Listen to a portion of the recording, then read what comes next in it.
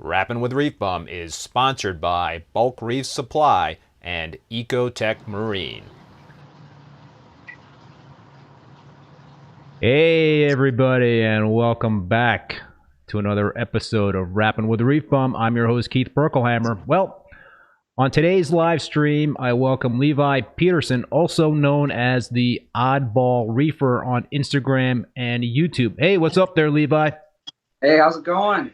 Thanks for joining. So, yes, Levi is young. He actually just graduated high school last year, but he is a very impressive reef keeper who has become very well versed in keeping non-photosynthetic corals, or NPS. And he has actually written a guest article for Reef Builders, has been featured in Reef Hobbyist magazine, and he works for Chris and Amanda Meckley at ACI Aquaculture.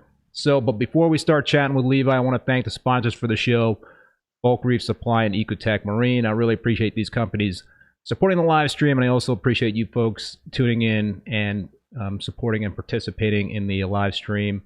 As always, please hit that like button, smash it, so more people can find the live stream and join the conversation.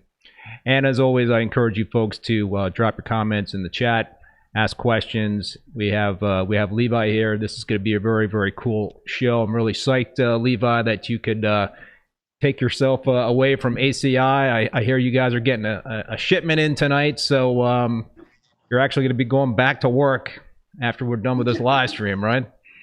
Yep. Yep. All right, man. So you're young, right? But you're all in on reef keeping, and just kind of curious how it all started for you. How did you kind of get into this whole thing?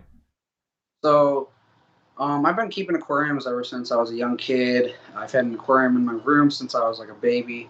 We ended up moving to southern Michigan when I was young, and I wanted to get my own tank. And I started out with a freshwater Oscar tank, and then I slowly graduated to 55-gallon, and then I started a 75-gallon mixed reef. And then I decided to change it all up and jump into something that was a little more uncommon. I started doing my NPS reef, and it turned out really well for me. I definitely missed that reef. It was one of the best reef tanks I've ever kept in my life. I still enjoy NPS to this day. I got a little NPS tank in the other room here. But that's kind of how I started, and then it took off from there. So Yeah, Reefkeeper mentions that, if I'm not mistaken, Levi just got married. If so, congratulations. Yes, congratulations are in order there, right? thank you. Yeah, wow. So you got a lot going on, man. All right, so explain to us the Oddball Reefer thing. What's that all about? I was originally known as the NPS Reefer, but I started jumping in, especially once I moved down here to some different corals. I've always loved the Caribbean. I jumped into some more gorgs. I've always loved keeping just gorgonians in general, and I fell in love with the Caribbean. I've been diving the Florida Keys for a long time now. So I got the Caribbean reef behind me, just a mixed reef with a lot of Caribbean creatures in there. And then I keep a little NPS tank, got a little frag tank in that room as well, and then a small little nano reef over here. So I kind of do a little bit of everything.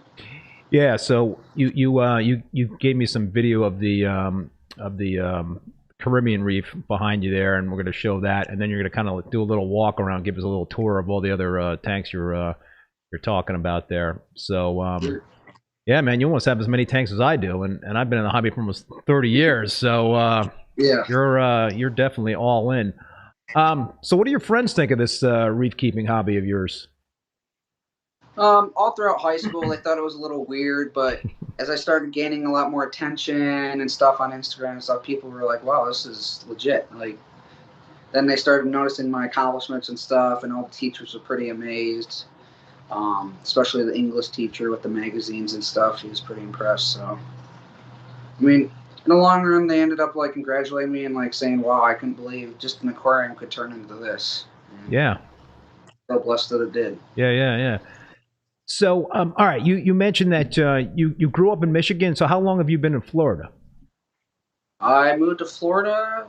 It's probably been a little over 6 months now. That's it. 6 months. Yeah.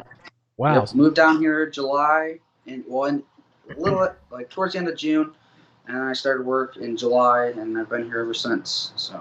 Any particular reason to make the move, or?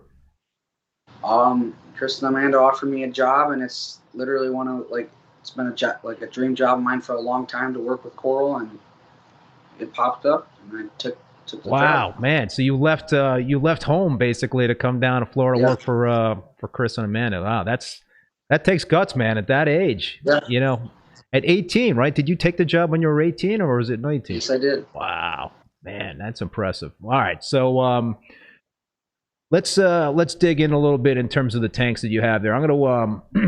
I'm gonna play the video of the Caribbean reef, and I'm really digging this tank. You know, it's a very simple looking setup, but just kind of tell us a little bit about the what's in there and the equipment, and we can kind of dig in a little bit. Okay. A good portion of this tank is stuff that I've actually collected personally when I've taken trips down to the Keys. I really like gorgonians. It's kind of nice when I get to go down with the Keys with a couple of my friends down there. They have licenses, and I'm able to go out and kind of pick and choose a few corals that I think would look really good in my setup. For the most part, I got a lot of gorgonians in here from the Caribbean, as well as some like zoanthids, rock flower anemones, neglecta mushrooms, not redactus, recordias, then a few others scattered invertebrates. Believe it or not, the hardest thing to get for the Caribbean tank is the fish. Collecting fish down there is very challenging, and it's actually very hard to find people that are actually out there collecting. Especially going to local fish stores, you might find the Caribbean fish here and there, but it's actually kind of hard to come by. So I got a buddy down there that's been doing lots of collecting for a long time, and he tends to supply most of my fish. So you're basically allowed to collect. What's in that tank is pretty much being collected by you or friends, or is it stuff that? Yes. Interesting. Very cool.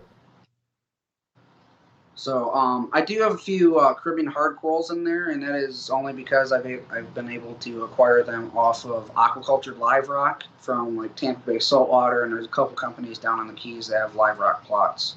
Yeah, I actually just picked up a little over a year ago about 100 pounds from KP Aquatics. I love it. It's great stuff. You know, they they shipped it to me in water. So it was a little bit more expensive to do that, but when the rock arrived, there was just a whole bunch of life on it. You know, serpent, starfish, and some pistol shrimp. There might still be 1 or 2 pistols in there in the tank right now. I had a couple of mantis shrimp that were, you know, but I dipped them in a high, you know, salinity, you know, solution of water there that flushed most of the critters out. Is that something that you had to do as well, or did you just like, I don't care what's in there? Yes, I definitely did that. And there was a certain couple rocks that I didn't really like how they looked, so I actually just took them to a saw and kind of cut off the things I'd like in the aquarium. But other than that, there's a couple pieces that are still left in here. But yeah, I definitely did them through a little bit of a dip so I could not have those crazy critters in my reef. So. Yeah. Well, you got Chris or Amanda or both that are watching us right now. ACI Aquaculture's in the house. Dottie's Adventures, Levi with big moves, amazing work, bro. Proud of you. All right, man. So tell us about what you got in terms of lighting and you know, skimming. If you got a skimmer on that tank, sump wise, what do you got going on equipment wise? So the lights right here. I went with what I could afford. I just moved down here, so I didn't have too much. I got Viper Spectras. They're actually a black box light. But so far, they've been doing me real well. All my corals are happy and healthy. In terms of that, I also got some Octopulse 2s here. I really like the Octopulse. I like the Reef Octo brand. We got a Clearwater scrubber down below, as well as a Pro Clear aquatic sump. So yeah, that's pretty much what I got going right now. I do not have a skimmer. The Clearwater scrubber pretty much takes care of that. So what's your kind of maintenance routine with that tank? You know, in terms of water changes and what are you do on a regular basis? Usually I do water changes about bi-weekly. I mean, I pretty much go on parameters, as well as just trying to keep the water clean and healthy. But bi-weekly is usually what I do. Usually do like 20% water change. Nice. Thanks, Rob, upstate New York. Appreciate that super chat. Yeah. So did that tank? So that tank's a young tank as well, right? I mean, obviously you just moved to Florida, so it's a relatively young tank. Did it go through an ugly stage? Yes, for sure. The first month I set it up, I got the sand rock in. I started cycling it. I had major diatoms for about a month and a half. Especially after I started adding a couple invertebrates. I mean, I was really struggling with the diatoms. But over time, that ugly stage obviously cleared out. The scrubber helped out a lot. But in terms of that, it's turned out and it's doing really well right now. So. Yeah, I really I like it a lot. It's a beautiful you know, look, very natural you know, look in terms of with that sand bed and the NPS corals. So how did you become attracted to NPS corals? Why that stuff? I mean, you know, when I was like first starting out as a reef keeper, I tried, you know, a couple of gorgonians and didn't really have any long-term success with them. I didn't know what I was doing. You know, I didn't feed my tank anything special. But how did you kind of get into that stuff? So Reefapalooza 2019, I believe, in Chicago. I was walking around there. I was able to go because Reef Nutrition gave me a pass. Got to walk around and I picked out a few corals, and then I saw this. It was a Diodogorgia. It's a Caribbean gorgonian. It was non-photosynthetic, and I just thought it was so weird looking. Like it was an odd shape. It was just different, and I was like, let's try that. Let's get in my reef tank. I honestly didn't do much research before purchasing it. I purchased it, learned right after that it needs lots of food. Chad helped me out with that a lot, and ever since then I started going further and further into that. And yeah, that's pretty much what happened. I mean, I started getting into chili corals, then I got into dendroneptias, lots of different species of gorgonians. I mean, it went on from there. So yeah, you know, that's interesting because I don't know. I don't know a lot of reef keepers that keep NPS corals, but maybe, you know, that's because I'm an SPS nut. Maybe I'm just blinded to what other people are doing. But it seems like there's not a lot of folks out there that keep NPS only tanks. Is that no, not really. No. Yeah. I mean, it's definitely lots of maintenance. You got to feed practically constantly. I fed my tank about 4 times a day, morning, once in the early morning or late morning, pretty much around lunchtime, and then towards the end of the afternoon. So I got fed quite frequently, for sure. So you're basically target feeding or broadcast feeding food? I broadcast fed most of everything except for like the tabastrias and the dendros. I target fed them. Bahama Llama Coral, hey Remy, Levi is the man! Exclamation point. Yeah, so is it a struggle in terms of trying to keep nutrients in check when you're feeding your corals that much, or is the water changes helping with that? Water changes were definitely key with that tank. I did water changes on my NPS reef up in Michigan probably once, sometimes twice a week with how bad the nutrients was until I was able to acquire a clear water scrubber. The scrubber changed. Once I got the scrubber, I was probably doing water changes about once every week. I mean, that made it a lot easier for me because it was definitely high maintenance, but I really enjoyed the tank, so it was well worth it. But the scrubber definitely helped out. Tremendous. So what are your nutrients at right now, like nitrates and phosphates? What were they? This tank right now, I just tested the nitrates. They're right around 5. I just did a water change not too long ago. Phosphates, I have not checked the phosphates in a few days. I can't recall what they were. They're like 0.1. They're quite low. Like I said, with the clear water scrubber, it pretty much takes care of most of that, which is very nice and convenient. Yeah. So, yeah, it's interesting in terms of all the food you're feeding. How did you get connected to Reef Nutrition? How did you make that contact? So Chad actually reached out to me. He saw what I was doing and thought it was pretty cool, and he wanted to support it. So it went on from there, and he's been supplying my food, and I've been using this food faithfully ever since. I think it's been over 2 years now. So yeah. Wow. And so you've been going to some trade shows and whatnot to hang out with the Reef Nutrition folks. Chad Clayton, you're talking about at Reef Nutrition. Yeah, my first show was in 2019. It was right before COVID. It was Reefapalooza Chicago. I believe it was 2019. Maybe it was 2018. I honestly can't remember. But then COVID happened, and then ever since then I've been trying to hit as many shows as I can. AquaShow Orlando's coming up here soon, so I'm pretty stoked about that. Interesting. So how far will you be traveling to shows? Will you be going up to New York? Will you be going out to California? Or are you going to just kind of...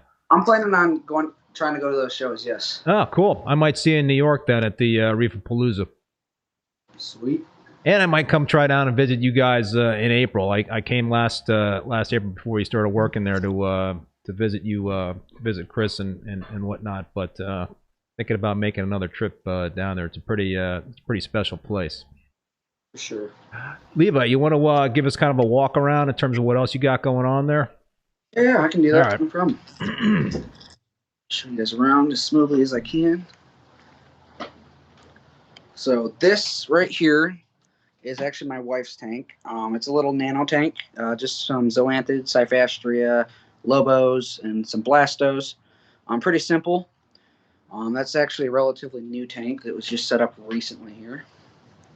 Look in here real quick and show you what's going on. This is my little frag tank. I believe it's about 30 gallons. That's a nice looking frag tank. Just got some assorted frags in there, anywhere from zoas, Heliopora, Xenia, just some simple stuff right now because it's relatively new as well. Flip you around to the small NPS tank. Right now I actually got a little toadfish in here underneath. Then we got some Leptogorgias I've collected. Not too far from here, some snake polyps, and then some manila gorgonians. Right now it's pretty simple. This tank's actually been up for about 6 months now. It was the first tank I set up since I've been down here. But once I got the 75-gallon up, it's out in the living room, so I really wanted to focus on that, getting that up and running and looking really nice. But yeah, I definitely plan on starting to add a lot more stuff to that here shortly.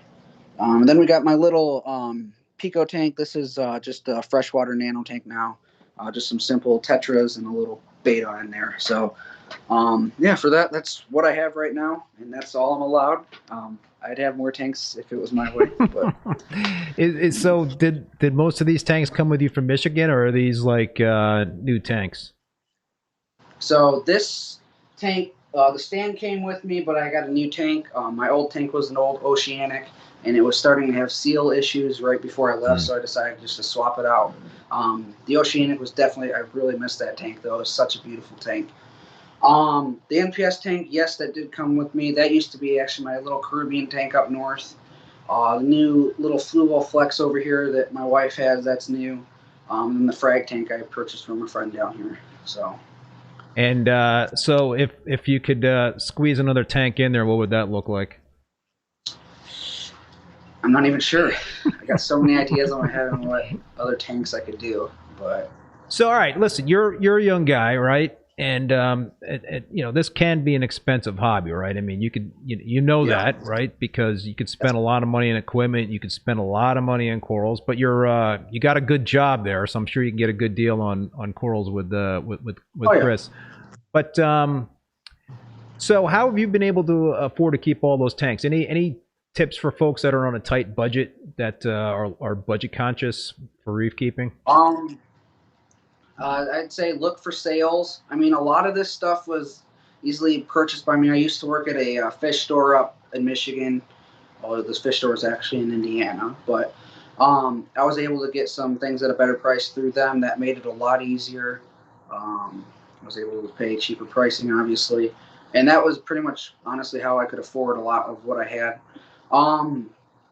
As far as for not having much money and being able to stay in this hobby, I'd say just be smart. Start. Like, personally, I try to save up for the best equipment that I can. Obviously, you can't always afford the best. It really depends on what you're making and such. But I mean, you got to do it. Like, try to do it with what you can. I mean, with what you can afford. Yeah, you know, I've always found a great way to acquire, you know, corals is through trades. You know, if you have you know, you got a frag tank there and you got frags growing out and stuff like that, so it's always cool to be able to make trades. That way you don't have to actually spend money, which is kind of neat. So if like you got some stuff and a buddy's got some stuff and you could do a swap and you know, I mean, I used to go to all these frag swaps and stuff like that, and that was like a lot of fun. But maybe not so much. That doesn't go on as much these days as it has in the past. But I know that's one way to save money. And I guess you know, another is to if you have a lot of you know, one type of coral to go into a local fish store and you can bring it in for store credit. But you know, the thing there is that you're usually probably just getting you know, 30 cents on the dollar when you're bringing stuff into an LFS. But it, you know, it is a good way to try to like build up some store credit or something like that if you've got a lot of something. You know, I've got a I'm gonna redo my 187 gallon tank. It's an SPS dominant tank, and I've got like a bed of zoanthids on 2 beds of zoanthids on the floor of this tank that I'm just gonna like get rid of. So yeah, I don't have a lot of local fish stores up here in Vermont, but I got to try to figure out some stuff. Try to move some of that extra coral. But for sure. Yeah, you know, you gotta kind of like be a little ingenuitive in terms of trying to like do some budget conscious stuff. And then I guess always another good way to try to save money is to do it yourself type of stuff. Are you a do it yourself kind of reef keeper or not so much? When I first started, for sure, I had a whole bunch of nano tanks. I was doing like hang on the back filters and under gravel filters. Like, that's how I pretty much started out, just cheap and easy. I mean, it was stuff that my fish store didn't even want. They're like, yeah, you can just take it. Like, they don't even want that in their store anymore. That's pretty much how I started, was just a real budget reefer. And then honestly, I grew from there, and like, honestly, sponsors help out a lot. I mean, if you're able to acquire sponsors, it definitely, if it wasn't for sponsors, I wouldn't be where I am today, if I'm honest with you. I mean, that's really impressive, man, because I didn't have any sponsors for a very long time when I was a reef keeper, but it's a different age today, right? I mean, you're on Instagram and you know, putting yourself out there. You've got a YouTube channel. So I guess Reef Nutrition just kind of reached out to you, and that was, you know, that's a beautiful thing. Yeah. Yeah, before the show, you and I were talking about live streaming, and you were saying that you do a lot of live streaming on Instagram, and you did one live stream. You told me where you did one in conjunction with ORA, right? Yeah, ORA, I've done quite a few with a bunch of other different companies and other people in the hobby. And you guys had I really 500 simultaneous viewers for that one live stream. It's like, Yeah, man, I'm that was doing something pretty wrong crazy. here because 500 simultaneous. Yeah, that was probably the highest views I've ever had, like right on a live video. That was pretty amazing. I was shocked. On Instagram. Whoa. Maybe I gotta take this show to Instagram. I don't know. Hey, folks, if you want to ask Levi any questions, feel free to drop them in the comments in the chat there. And yeah, so listen, let's get back a little bit in terms of how you got started in this thing. Did anybody inspire you? What kind of like got you motivated to start a tank at such an So I was sitting on YouTube one day. I had a few freshwater tanks at this time, and I saw George Coralfish 12G. I started watching his videos, and it got me real into the hobby. Like I was like, wow, I really want to jump into this. Like this looks amazing. I started doing a lot of research. I mean, personally, I've liked the ocean for so long. I've been to Puerto Rico once, and that kind of really got me going on saltwater. Like ever since then, I've been just jumping in the saltwater. Saltwater has honestly changed my life, obviously.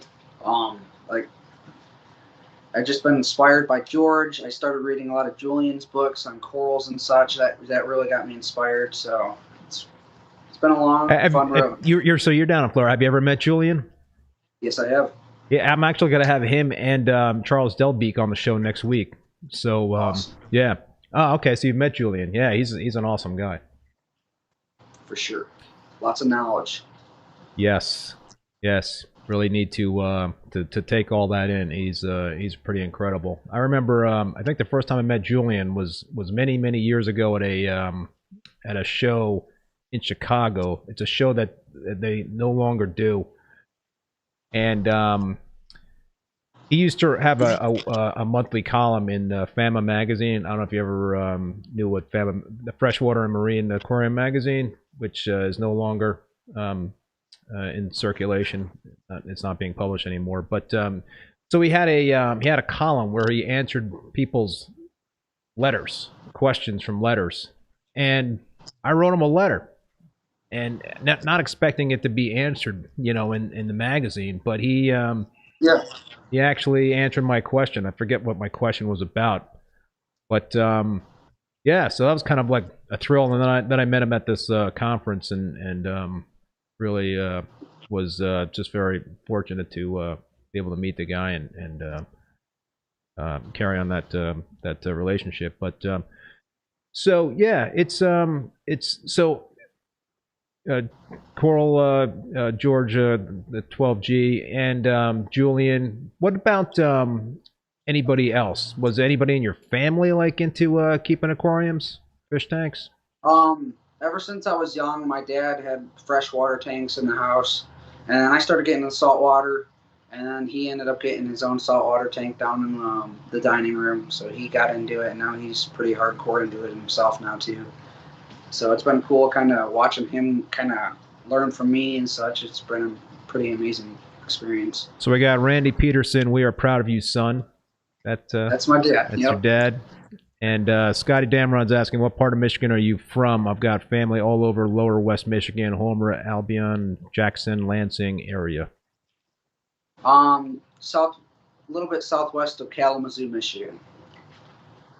All right, we got... keep the questions coming, folks. Star City Reef, what's Levi's favorite LFS in Indiana? Local fish store, I'd probably have to say where I used to work, Divine Aquatic Supply. Divine Aquatic Supply. Is that a freshwater and saltwater LFS? Yeah, they do fresh and salt, and then they do a lot of acrylic work as well as maintenance.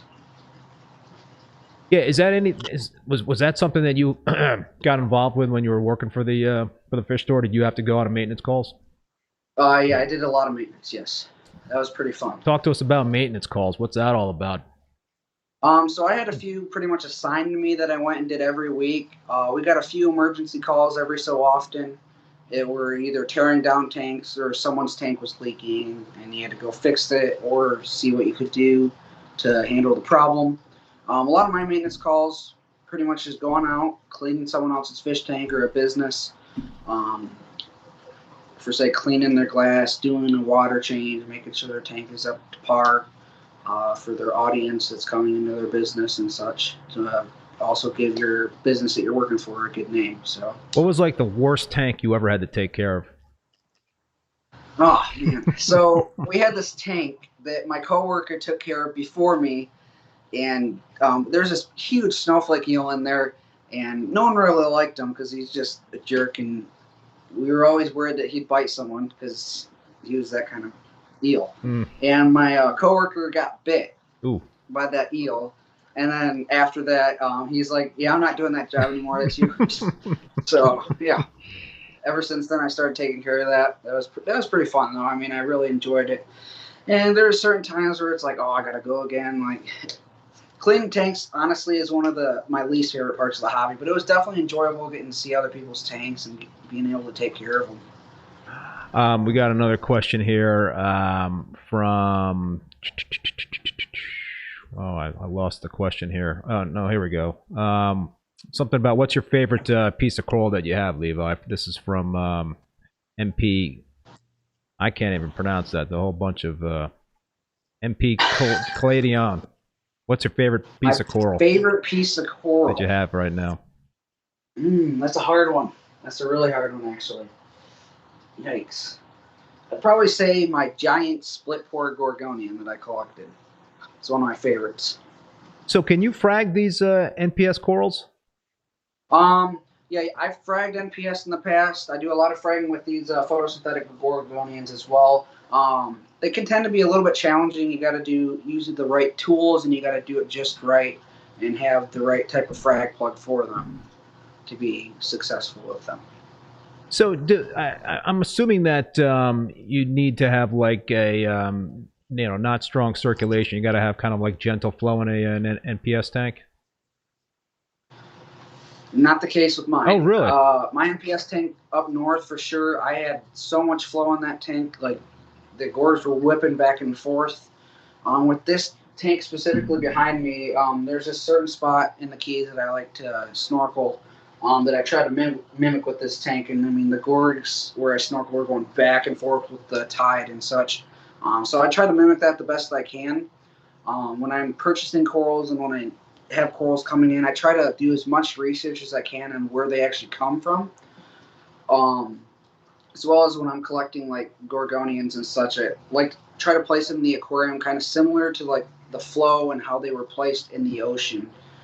Just try to mimic their natural environment as much as I possibly can. So it's like a lot of random type of flow. Is that what? Yes. Yeah. Pretty much. Do you when you're feeding, do you turn off the circulation? Do you turn off the recirculating pumps in the aquarium, or do you let them go? And so when I'm feeding, a lot of the times I actually just leave the pumps on when I'm broadcast feeding. Towards usually the evenings, I like to turn them off and kind of just make sure all the corals are getting fed like I'd like them to be, just to be safe. But yeah, I really enjoy actually turning off the pumps towards the end of the evening. And just kind of watching the polyps come out and feed like crazy. I mean, it's pretty amazing. Do you turn off your skimmer when you're feeding? I do not have a skimmer on this. Oh, tank. right, no skimmer. Yeah, all right. So that makes it easier. Yes. Do you think you're going to add a skimmer down the road, or you think it's just pretty well in balance without one at this point with the scrubber? I mean, it's in balance right now without it. I mean, eventually as I start to add a few more fish and some more coral, it might be necessary down the road. But I mean, so far the scrubber is taking care of a good majority of what needs to be done. So Dottie's Adventures is asking, what do you do if you lose power? It's not fun. Right now, I'm looking at trying to find a little generator or something, or some type of battery backup. Because honestly, we lose power quite a bit down here, especially during like hurricane season and just random power outage. We had one the other day, just flickered for a little bit. With this tank, I mean, with all my tanks, with power outage, what I do is I have bubblers right now. If I know it's going to be out for quite a long time, I do bubblers. And if it comes down to it, I walk around and try to aerate the water the best that I can just to keep oxygen flow, because I mean that's key, especially pH. I mean, once your tank's stagnant and there's no lights, I mean your pH will start dropping without the photosynthesis. Yeah, you could pick up a gas powered generator for not that much money. Yeah. I mean, you do have to be there to start them, but it could definitely save you in terms of. But yeah, I mean, obviously, if you're going for several hours without power, you're okay. I guess when you start getting over 8 hours or 10 hours or something like that, then you got to be worried, and especially like in Florida when you've got some heat and all that stuff. Yeah, for sure. In the summertime. Yeah, I actually have. Well, I've got I've got a lot of invested in my systems and whatnot. So I've got a full house backup automatic generator. Plus, I've got a portable propane generator just in case the full backup house generator goes on the fritz. And that actually happened to me once when I was in Connecticut. We had a full backup generator, and it had a catastrophic failure. So, and luckily, I had gotten rid of my reef tank about 3 weeks before that happened. So I lucked out. But yeah, it's always good. I always think it's important to have kind of that plan in place in case you do lose power. It could definitely be a drag. What about bacteria? Do you dose any bacteria to that tank? I've done bacteria in the past. I started with the Hydrospace PNS ProBio. I've used that quite a bit, and I've noticed a lot of success with that in feeding corals. Not just that, but it actually helped a lot with the diatom issue in this tank. The bacteria tended to take care of that real well. After I started dosing that in this specific tank with the diatoms, I mean, the diatoms wiped out real quick, so that was pretty amazing. You do you have RODI water? Have you using that and all that? Yes, I use RODI. Yep. Yeah, I started doing some bacteria dosing, and this past summer I've been dosing the Brightwell's Microbacter 7 and clean, and yeah, I like it. I used to use a Kato on both systems, but I'm like running my systems without any Kato. I'm just dosing the bacteria, and it just seems to be keeping nutrients in check, and corals are looking great. So, hey, that's awesome. I guess it's past an experiment now since I've been doing it since last summer. So in terms of the lighting for an NPS tank, do you really have to crank out a lot of PAR? Is it are they low light corals? So a good portion of the corals, well, this tank specifically, a lot of this is photosynthetic, but like with the other tank and my tank up north and such, the only time I actually really had the lights on was when I was taking pictures, or like if I was home throughout the day, I had them on for a little bit just so I could like actually look into the tank and see the corals. The one real struggle with not having the lights on very much was like the pH. And in the NPS system, it was definitely hard to keep the pH at a stable level because like not much photosynthesis is happening because those corals are non-photosynthetic. So it's definitely a challenge learning like how to handle that. I started using like pH buffers, alkalinity buffers, and such, and that tended to help out a lot. And Chris gave me a few ideas to help out with that as well. As far as like with the skimmer that I used to have on that specific system, having a tube bringing in air from outdoors, that actually helped out quite a bit. But other than that, I ended up maintaining it pretty well, and it fared well. So he hasn't talked you into the Kalkwasser dosing yet? I thought about starting doing that. Kind of want to get in the groove of things first before I jump onto something new. But yeah, for sure, I'm definitely thinking about starting that down the road here soon. So, are you doing any calcium and alkalinity supplementation at this point, or you don't need to? Right now in this specific system, yes, I am using a 2-part. I use 2 little fishy C balance, and as well as if I run out of that and I don't have anything, I use Ocean's Blend. So, Sammy31D is asking, what's element tracking like in an NPS-only system? I mean, pretty much just try to keep my, like, with the water changes, a lot of that stayed pretty stable. A lot of the Gorgonians were the only things I really noticed that actually used up a little bit of calcium to grow. A lot of the other stuff, a lot of the elements stayed relatively stable. A little bit of magnesium was used, but not too much. I mean, there's a few corals I noticed quite a bit of growth with. The chili corals. I mean, a lot of my NPS corals were soft corals, so I mean, there wasn't too much calcium like exchange like being used and such. There was a little bit, like I said, with the water changes, it stayed pretty neutral. Have you done any ICP tests on a tank like that, or is that something that you don't think is necessary? I did not. I've never done an ICP on my tank up north that I had with the full-blown NPS. I've done a few on here. A lot of the elements, like I said, super stable on this system. The last few times I've done an ICP. So, talk to us about the sand bed. Do you do anything to maintain that, or do you kind of like have a sand sifting crew in there that does the work for you? In this specific tank, I do not have much that messes with the sand. I mean, the urchins tend to turn it over as they're walking along. And I do have a couple little flounders in here that flop the sand. Oh, really? Oh, yeah. Awesome. I love flounders. Yeah, they're pretty amazing. Yeah. I'm trying to think. I mean, the wrasses bury every so often. I mean, that stirs it up. But other than that, I don't do too much with the sand bed. I mean, personally, I've never really done too much. I mean, I've heard of people like siphoning their sand bed and stuff. I have not done that myself because I'm not entirely sure what exactly would happen. So,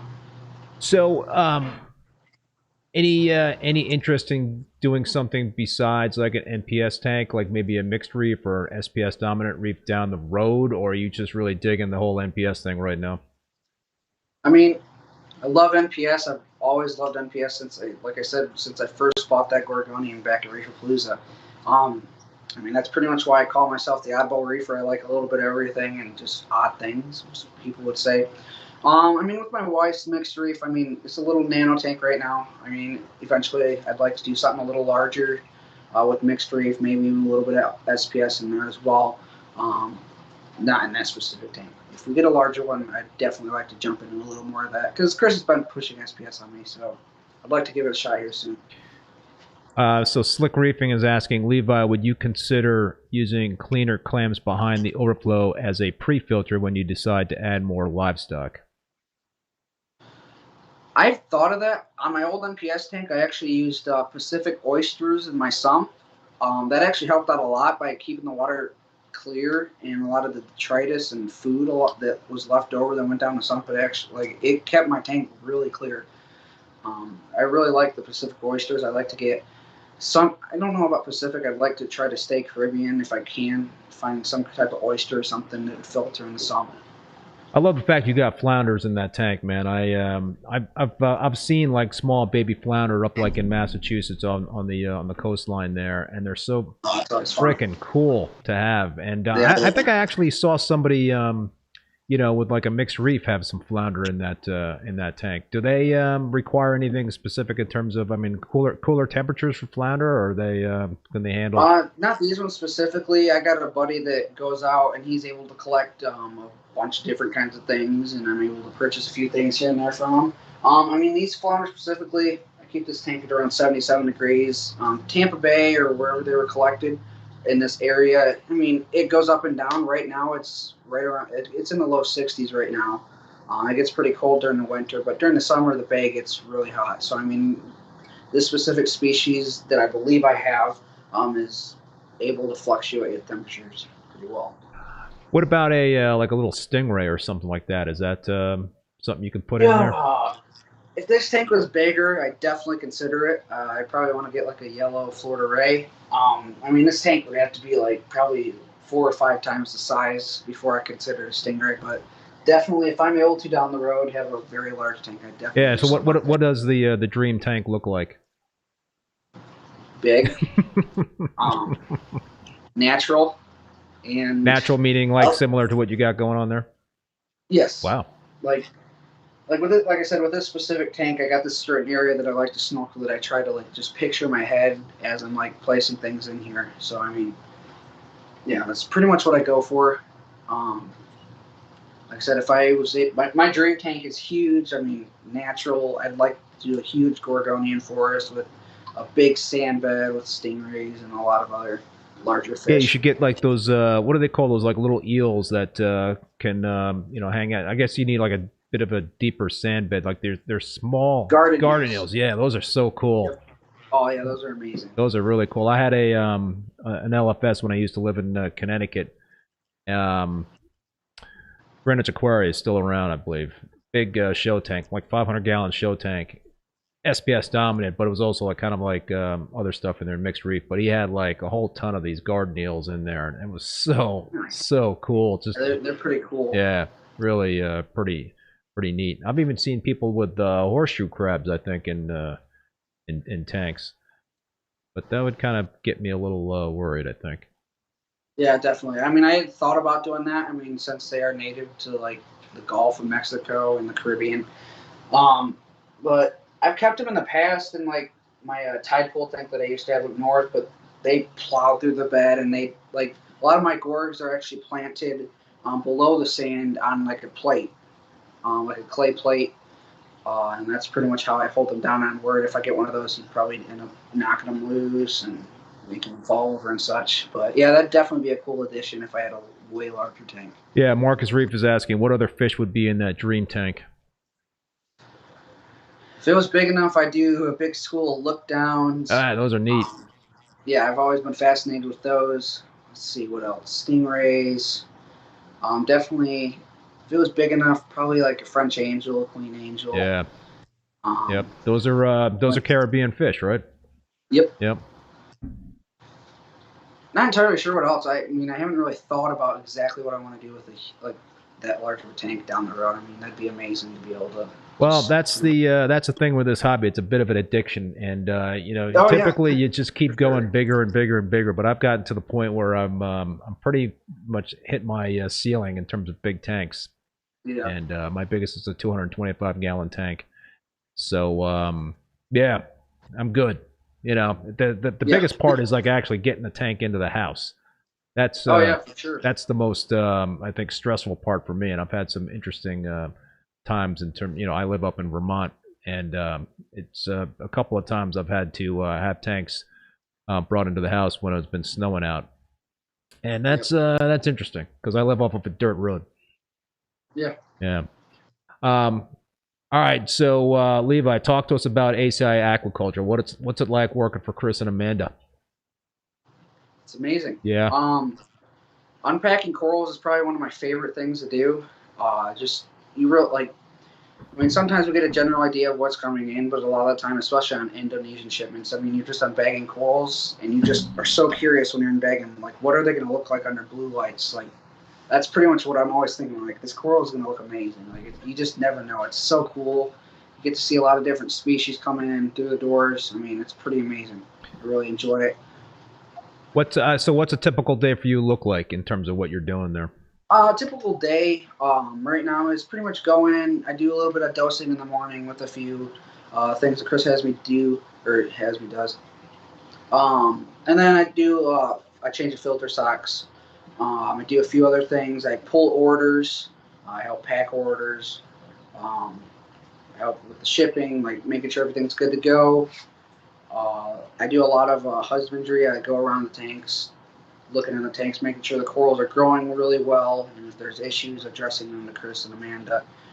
I mean, that's pretty much what I do on a daily basis. I mean, I really enjoy it. It's pretty fun. I mean, there's always something new every day. It's something different. I mean, I really enjoy that. Yeah, I don't know how you.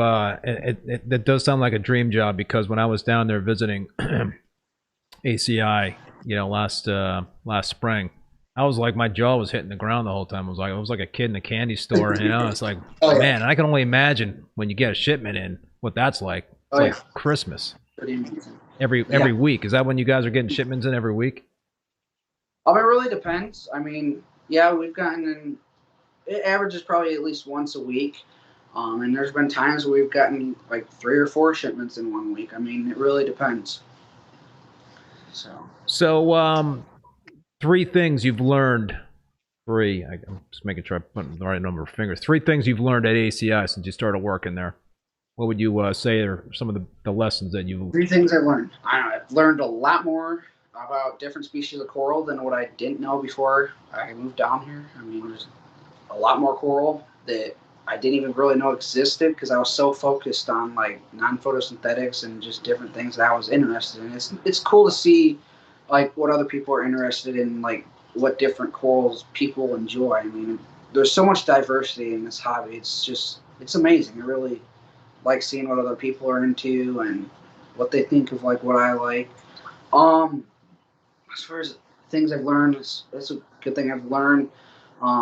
Packing. I've learned how to pack corals really well. I mean, it's pretty amazing on how much you can fit into a box and make it weigh just right for that specific Yeah, box. what are some tips in terms of packing corals? You know, I mean, you're probably packing some both frags and colonies, right? I mean, Yeah. is it do you have to pack with a certain amount of oxygen for the larger colonies, or are you? It really like depends on the corals. Obviously, acros, Euphilia, you give them quite a bit of oxygen. It depends on certain species of coral. A lot of the frags, I mean, you're pretty okay with just pretty much bagging them up and sealing them off. Yep. I mean, a lot of like the stuff is overnight, so I mean, it's usually just fine. But yeah, with a lot of the bigger colonies and fragile colonies, you gotta like make sure they're like nice, tight, sealed, comfortable, and like a decent sized bag to where they're not like banging around and smashing into pieces. I mean, it's definitely a challenge. I mean, like I said, it really depends on the coral that you're packing. I mean, there's so much diversity. You just gotta, each coral is different. You just gotta be careful and make sure you're bagging it just right. Yeah, you know, in terms of when you guys are shipping out stuff, what's your kind of procedure in terms of when you're shipping to cold areas or when you're shipping to, you know, other hot areas besides Florida? You know, at what point in time, you know, do you guys you know, need to put heat packs in and cold packs? Is that something you guys look at both ends of the you know, the temperature, the weather that it is in Florida versus where it's going to, and you kind of make that determination? Yeah, for sure. I mean, Chris and my manager pretty much do that for us while we're out in the farm doing some other things before we start packing like the orders into the boxes and such. I mean, they look where they're going, what the temperature is there, and they kind of judge where we're at here to kind of judge like what size heat pack to put in or like how many like ice packets to put in just to make sure it stays at a moderate temperature so the corals don't get stressed or die. So. Yeah, you know, I definitely find corals to be very resilient, but yeah, there are, I think, certain things that you know, if they get into any extreme conditions, then that cannot be a good thing. All right, so other things you've learned at ACI. Marcus Reef said, I bet he's learned a little bit about pH. Oh yeah, pH is a big thing at ACI. I mean, Chris really stresses on that. And I mean, I've learned that pH is a very, very, very important parameter in your aquarium. And ever since I've been down here, I've been really focusing on mine as well, just making sure that pH is as stable as I can keep it. Yeah, we're really gung-ho on pH at ACI. I mean, it's very, like I said, it's very important. Chris makes sure, like, we have tridents on pretty much we do have tridents on every system. Just to like monitor it. We're constantly testing it with different probes and such just to like make sure we're at a good area. I mean, like I said, it's very, very important. And I've noticed differences in my tank when it fluctuates. When I first started out with this specific tank, it fluctuated a lot. And I was really struggling like try to keep it balanced, and I found that happy medium. So. Oh, okay. So basically what you learned about the pH, you kind of like brought it home to your Caribbean tank? Yeah, 100%. Anything else in terms of what you learned there that you've kind of changed your reef keeping habits as a result of what you've been doing at ACI? I definitely noticed like a lot with ACI and like the ICP test specifically. Learning how important like certain like minor trace elements are. Like certain minor trace elements affect how corals look. They affect how like how blown up they are, how like their polyp extension. I mean, there's a lot of like elements that actually play key roles in the keeping your corals healthy. I mean, I never really focused much on minor trace elements before working with ACI, and it's that I've definitely learned how important like they are in a reef aquarium. Yeah, no, for sure, absolutely. It's definitely an important part of you know, it depends on the kind of tank you're keeping, but yeah, it does play a big role. Absolutely. Okay, question. Any inside secrets that you know of Marcus Reef is wondering about? Anything that you could pass along that might be you don't have to answer that question if you don't want to. I'm trying to just I think know what's Chris like- is very transparent, so I'm sure you know. So is he talking about like secrets from me myself on my specific? I guess the tanks, or, ACI like- Aquaculture. Any secrets? I'm assuming that's a what Marcus's Reef is asking, but I'm not really supposed to share too much. all right, keep it on the down low then. All right, man. I'm gonna ask you a generic question, and you know, this is a question that you'll probably get on future job interviews down the road if you're out in any job interviews. But where do you see yourself in? This is a corny question, but where do you see yourself in 5 years from now? What would you say? I mean, it really depends. I mean, right now, I mean, like ACI, like growing through that company, or like, that's a hard question to answer. It really is. I mean, I hate that question myself, so I apologize for asking it. But no, you're fine. Obviously, I definitely see myself still in this hobby, growing, keeping my passion. That's very important. I mean, there's so many different aspects of this hobby that, like, different roads open, doors close. I mean, it really depends. Like, I still see myself in this hobby. I still see myself super passionate about what I love and what I do. I mean, that's a really hard question to fully, like, just say what I see myself doing. I just see myself still working with corals, like, still doing what I love every day. That's what I see myself doing. good answer. Good answer. So, all right, we've sort of talked about this, but maybe I need to dig a little bit more. You're very well connected at such a young age. You know, you've met Julian Sprung. I think he's chimed in on some of your social media posts. You know, I mentioned that you were featured in Reef Hobbyist magazine. You've already got, you know, a sponsor. Wrote an article for Reef Builders. How did you become so well connected at such a young age? I mean, I think a lot of people, like, saw what I was doing with the NPS tank specifically, and, like, wow, he's really taking this head on and just diving right into it. Super passionate about it. I think that's what kind of gained me a little bit of that, as well as, like, a lot of times just reaching out, like, asking questions to certain people. I mean, meeting them at shows, like, asking them questions. I mean, a lot of what I do in this specific tank here, like, a lot of this specific tank is inspired by my, like, out in the wild, and simply, like, Julian Sprung. Like, he's loved Gorgonians. I mean, kind of took off from there, like, liking Gorgonians and such. I mean, like, a lot of it, like, obviously Chris Meckley here, getting to know him, he reached out to me a while back, and I started asking him questions, and me and him started out with a good relationship. And I mean, he helped me grow through this hobby.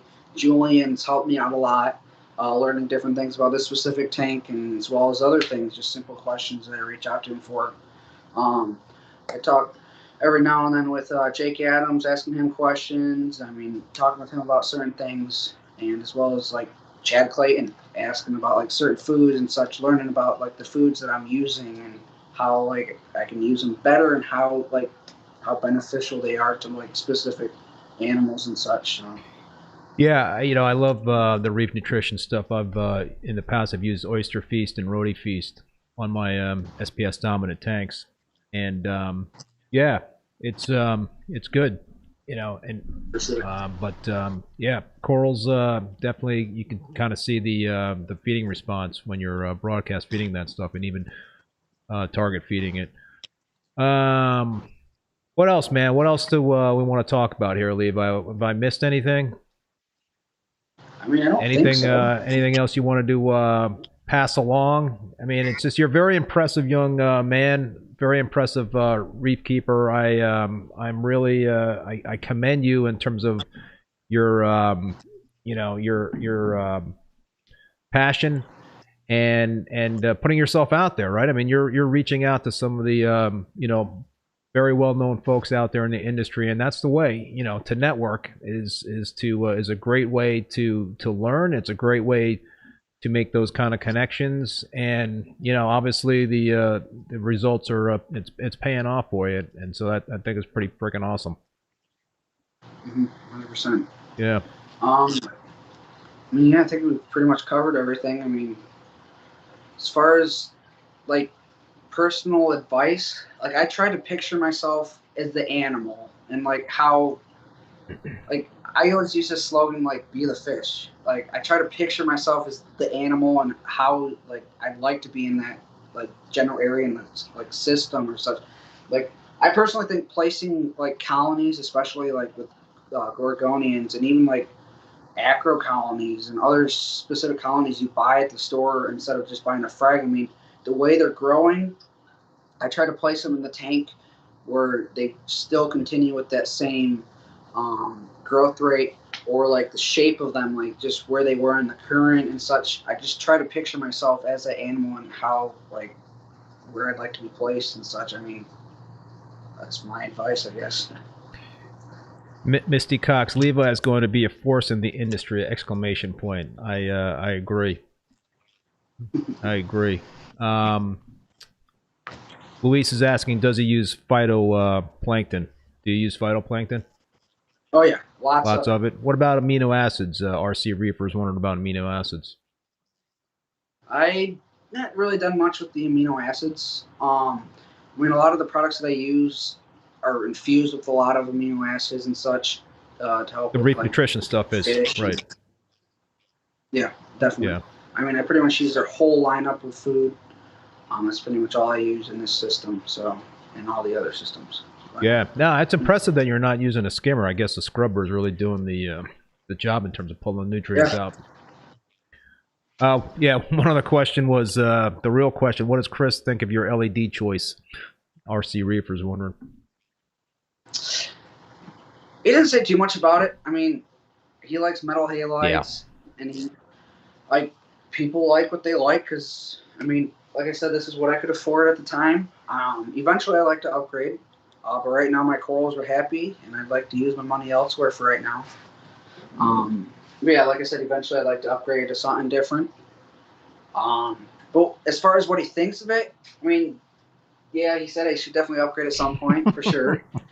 But, I mean, pretty much what he says is as long as your corals are happy. Your corals look happy. I mean, yeah, that's pretty much all that matters. Yeah. No, I love the look of that tank, man. It's definitely really cool, and I can certainly see a very large tank with NPS in there and a whole bunch of like fish. Those look downs are really pretty cool. Oh yeah, for sure. I think that would be pretty awesome. Another question from Luis: what kind of test kits do you use? A lot of my testing is done with solid fruit test kits, or I do ICPs almost every other week. And Marcus Reef is wondering maintenance schedule. We talked about water changes. What anything else besides that? Pretty much bi-weekly water changes. I mean, I clean the scrubber at least once a week, right about. Usually every Friday I try to clean the scrubber out, clean off the algae so it can. I mean, with the scrubber, I mean, pretty much what's removing the nutrients is the algae growing in there. It's just removing the nutrients as it grows. So I mean, you got to keep that under check.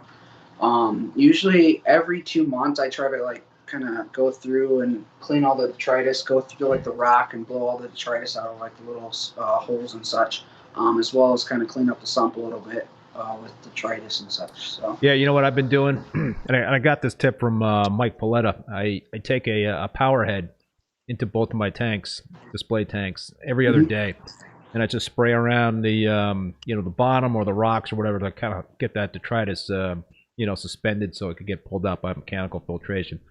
Definitely helps. Definitely helps. Sure. And I think it even, I think the corals like it too, because that detritus is getting suspended. Yeah. It's kind of like food. And yeah, for sure. Yep, absolutely.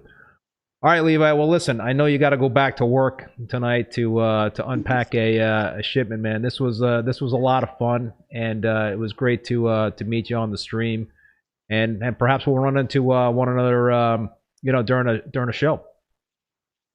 Sounds good. Yeah.